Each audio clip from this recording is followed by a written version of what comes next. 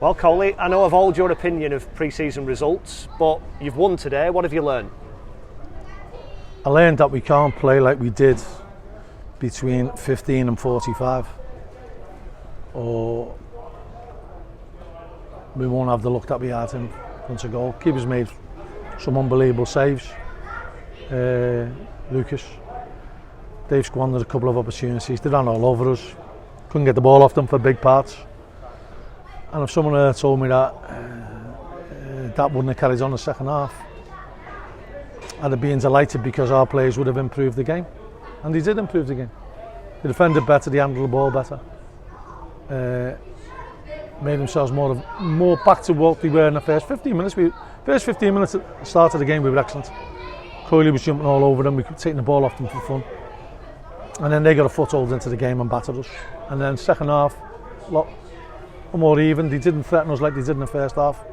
And we gained the upper hand and could have scored more. Defensively, obviously, things of concern in the chances that you gave away. Is a bigger concern the injury situation? Yeah, 100%. And the goals aren't like flies. Mitch, Mo.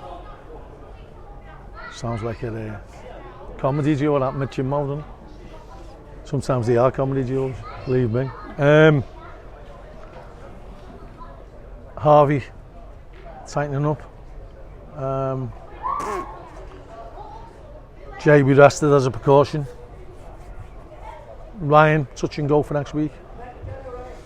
And one or two players that we're bringing in also touch and go. So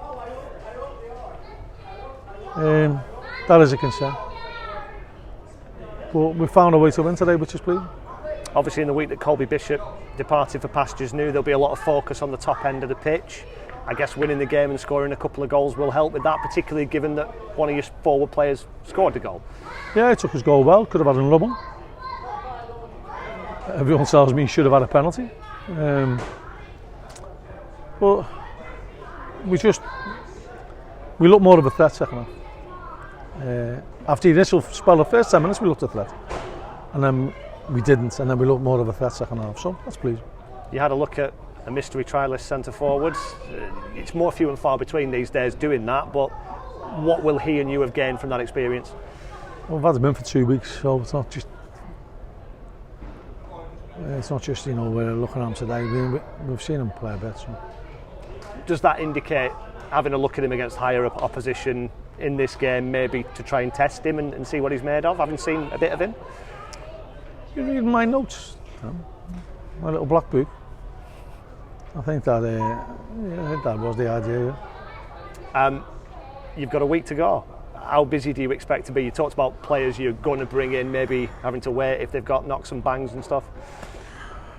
We've got to get ourselves organised a little bit better. We know the jobs. We've just got to keep reinforcing that this week. And get ourselves in prime condition for next Saturday. And given the early start to the season and the window finishes in the same place, is it a bit of a strange one for you, because you've got to be ready for the first game but you've still got a month of transfer window? It is, and you can also lose players in that time. But we'll keep going. Won't change the way we recruit, and we'll keep trying to get the right ones. I know you spoke about the Colby situation and the model that's always been in place, that if a player can go and earn money and further themselves, for want of a better phrase, you won't stand in their way. Would there be a concern if you got another bid now? Have you got long enough to go and unearth more players? Have to cross them bridges when you come to them, but no one's at a place. And on the subject of bringing players in, I know you've always got feelers out. The loans particularly, will you have to wait longer for those this year? Possibly.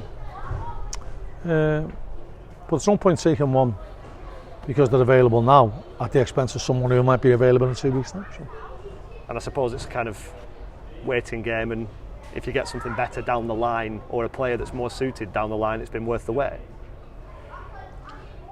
As Danny knows me well, I'm good. Mountie always gets his man.